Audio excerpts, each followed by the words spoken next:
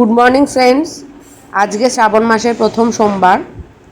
সকাল সকাল আমি আর মা স্নান করে পুজো দেওয়ার উদ্দেশ্যে বেরিয়েছি। আমাদের ফ্ল্যাটের পাশে একটা মন্দির আছে, এই মন্দিরেই আমরা প্রত্যেকবার পুজো দিই। তো এবারেও এই মন্দিরেই এসছি পুজো দিতে। এটা হলো এই মন্দিরের ভিতরটা। এখানে বজরংবলী আছেন, মা শীতলাও রয়েছেন, শিবলিঙ্গও আছে।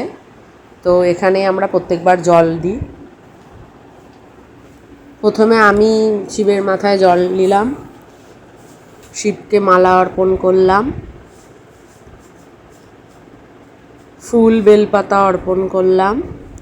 এবারে শ্রাবণ মাসে 5টা সোমবার পড়েছে, ইচ্ছে আছে 5টা সোমবারে মন্দিরে গিয়ে পুজো দেওয়ার।